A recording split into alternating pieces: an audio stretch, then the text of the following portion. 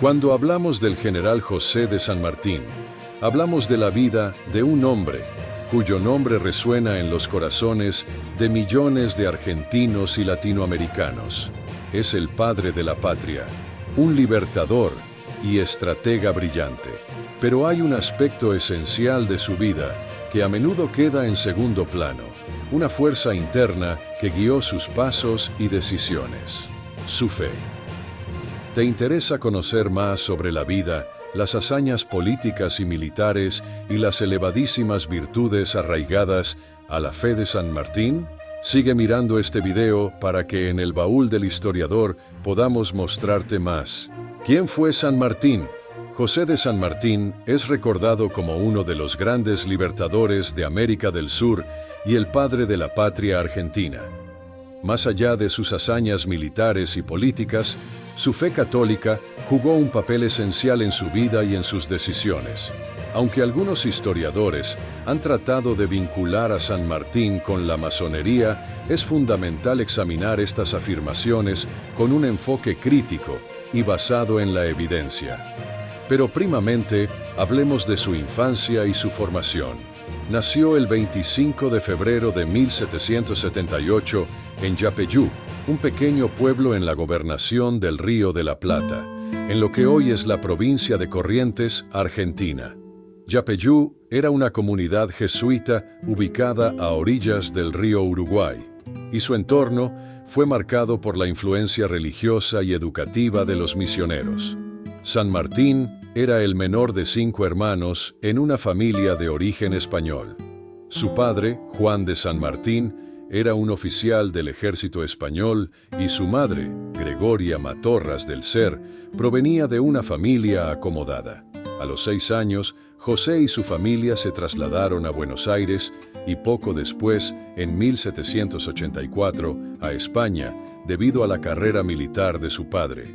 En España, San Martín recibió una educación que combinaba las tradiciones militares con una fuerte formación católica dada por su madre.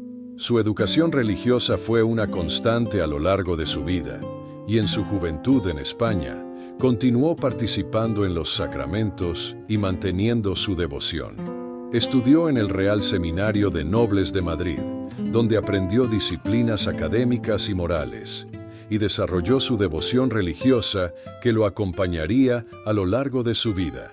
A los 11 años, San Martín ingresó como cadete en el Regimiento de Murcia, iniciando así su carrera militar en el ejército español, donde destacó por su valentía y habilidades estratégicas. Esta etapa temprana de su vida estuvo marcada por un fuerte sentido del deber, el aprendizaje constante y una fe religiosa arraigada, elementos que definirían su carácter y sus futuras acciones como libertador de América. Vuelta a América del padre de la patria. Luego de renunciar al ejército español, ideó su vuelta con la Logia Lautaro. Esta no era una logia masónica como muchos afirman, sino que solo era una logia iniciática que se le debía juramento. Esta se creó para la defensa de los oficiales americanos que eran atacados por ser americanos. Así, ayudado por el oficial inglés Lord Macduff, ya que no tenía otra opción para emprender su vuelta que con él, que era aliado de España versus los franceses invasores de la península ibérica, volvió a América en 1812. Cabe destacar que, como Inglaterra había cambiado su política exterior en esta época, el famoso Plan Maitland del militar inglés Thomas Maitland en 1800, con el cual San Martín habría ejecutado las independencias, es una farsa histórica. San Martín vino a combatir el despotismo y la ilegalidad con que el Consejo de Regencia intentaba dirigir a los virreinatos en América. Estando ya en su patria, el 16 de marzo de 1812, en la ciudad de Córdoba, San Martín creó el Regimiento de Granaderos a Caballo, a fin de conformar una unidad de élite de caballería que pudiera realizar misiones especiales y ser una fuerza de choque en el campo de batalla. Con este ejército, realizaría su primera hazaña patriótica: la Batalla de San Lorenzo.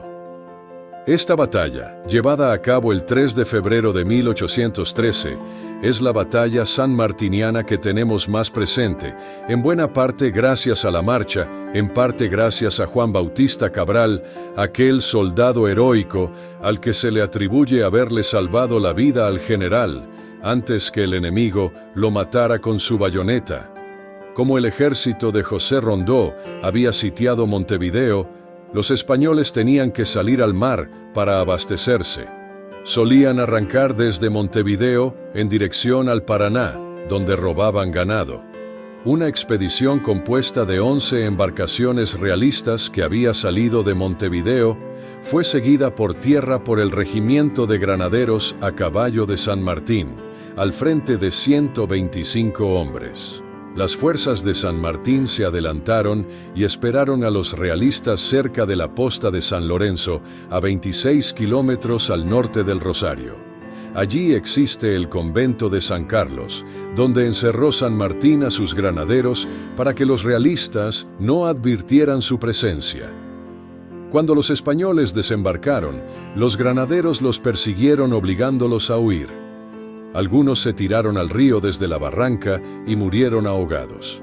Luego de esta batalla, San Martín regresó a Buenos Aires con su regimiento de granaderos a caballo.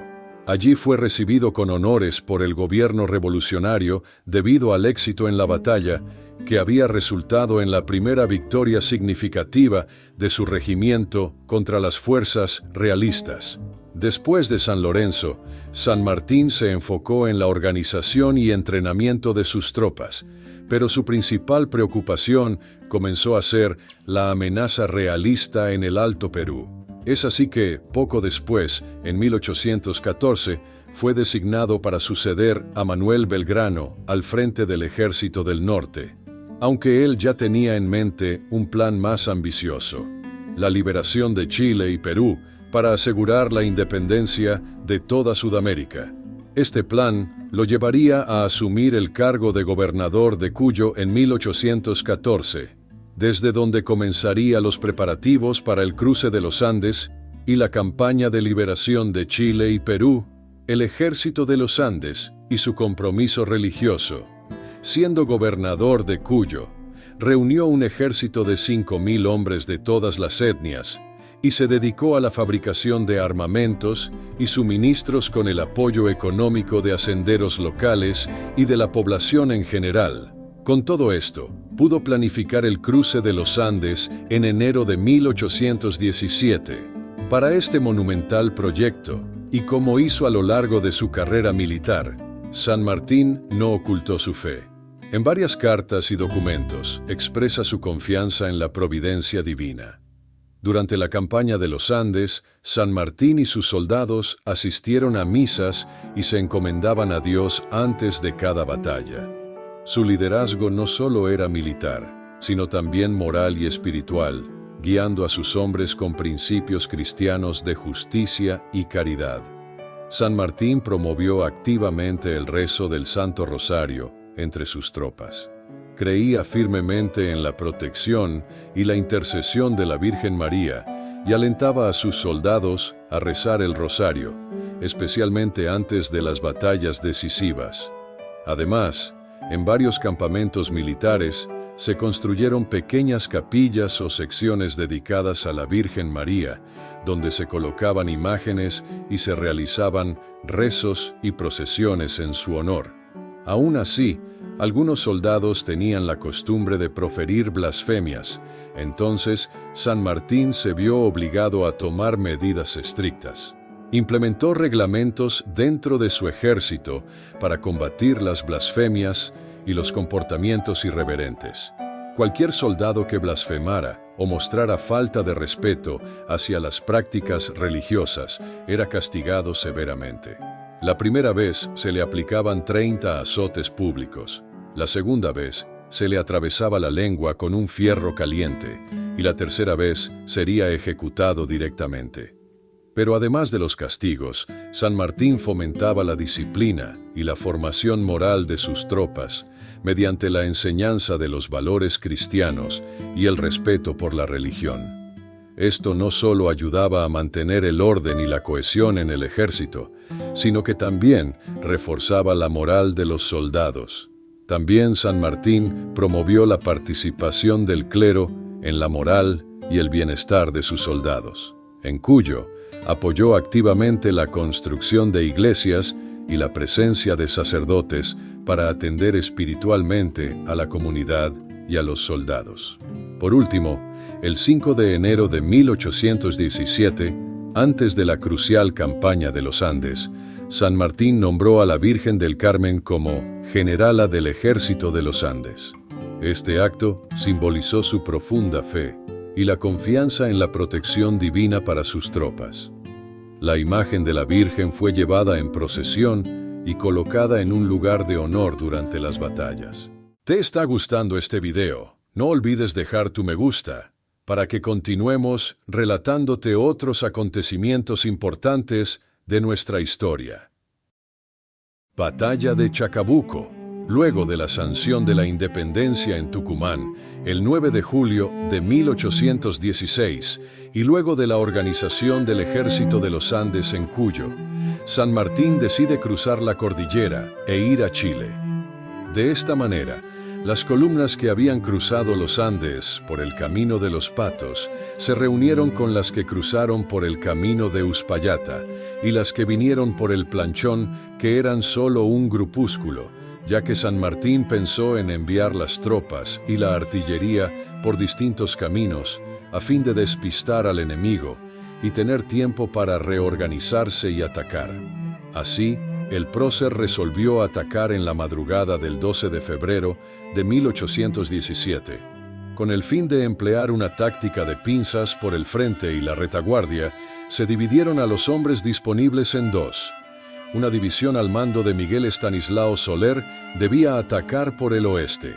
La otra, al mando de Bernardo O'Higgins, debía atacar por el este. Fue una victoria resonante. Los patriotas tuvieron 2 bajas y 120 heridos. Los realistas sufrieron más de 600 bajas, la captura de 500 prisioneros, 1000 fusiles, 5 piezas de artillería, una bandera y muchas municiones.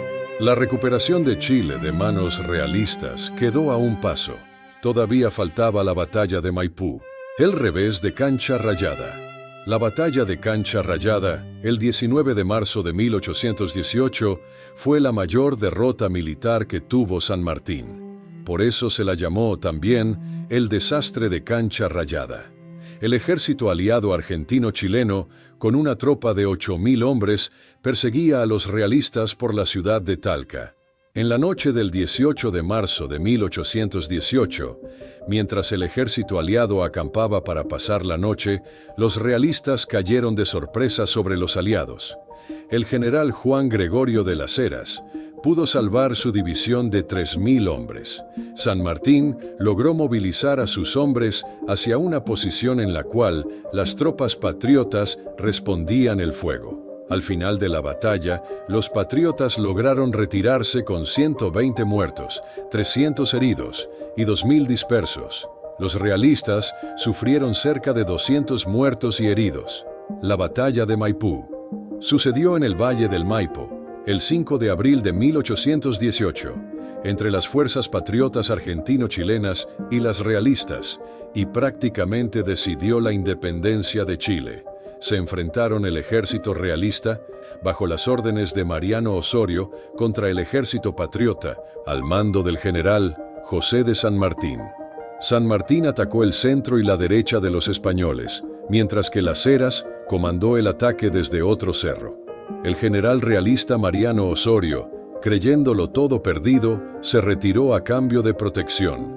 Ordóñez nunca se resignó a perder la batalla, pero el bombardeo constante lo llevó a rendirse. La batalla tuvo su propio momento mítico, el famoso abrazo de Maipú, entre San Martín y O'Higgins, en el que O'Higgins le dice a San Martín, «Gloria al Salvador de Chile». Y San Martín le respondió, «General, Chile no olvidará al ilustre inválido que se presenta herido en el campo de batalla». Los patriotas perdieron alrededor de 2.000 hombres, entre muertos y heridos. Los españoles, en cambio, sufrieron más de 2.000 muertos y 2.400 prisioneros y buena parte de su armamento. San Martín en Lima, políticas procatólicas y fin de su liderazgo independentista. Luego de Maipú, emprendió su viaje a Lima por vía marítima en buques ingleses y norteamericanos, los cuales hizo pagar al comercio inglés vía Pueyrredón por el precio de 500.000 pesos.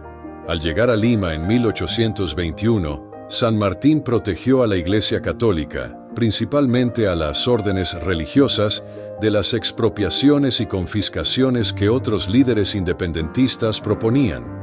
Reconoció la importancia de la Iglesia en la vida social y cultural del Perú, garantizando su influencia y autonomía. Allí, declaró a Santa Rosa de Lima como de América, derogó la Constitución de 1812 y redactó un reglamento provisorio de gobierno diciendo que la religión católica era la única y exclusiva de Perú para el pueblo y sus funcionarios. Además, como ya había hecho siendo gobernador de Cuyo, durante su liderazgo en Perú, San Martín impulsó la educación religiosa en las escuelas como base fundamental para la formación moral y cívica de los ciudadanos. Por todo esto, San Martín recibió varias condecoraciones de la Iglesia Católica, que reconocieron su apoyo y compromiso con la fe. Por ejemplo, fue condecorado con la Orden de Isabel la Católica por su papel en la promoción de la religión y la educación católica. Pero luego de estar allí un tiempo, le manifestó a Bolívar en 1822 que a la independencia de América debería seguirle la institución de un gobierno monárquico. Aún así, Bolívar tenía pensado gobernar a través de un sistema autocrático con él a la cabeza, algo por lo que no pudieron ponerse de acuerdo. Lo cierto es que el Libertador se exilió en 1824 a Francia con su hija Mercedes para no volver más al país. Fallecimiento de San Martín y legado espiritual. San Martín falleció el 17 de agosto de 1850 en Boulogne-sur-Mer, Francia. Murió lejos de su patria, pero su legado como líder militar y hombre de fe perdura. Sus últimos años estuvieron marcados por una vida sencilla y devota, en compañía de su hija, quien también compartía su fe. En su testamento de 1844, manifestó su deseo de ser enterrado según los ritos de la Iglesia Católica y expresa su fe en la vida eterna. A su hija le volvió a dar consejos, como hizo en 1825, con las máximas para su educación. Le pidió que conservara la fe cristiana y se mantenga alejada de las influencias masónicas. San Martín fue un modelo de fe y patriotismo. Fue un líder cuyo compromiso con la fe católica influyó significativamente en sus acciones y decisiones.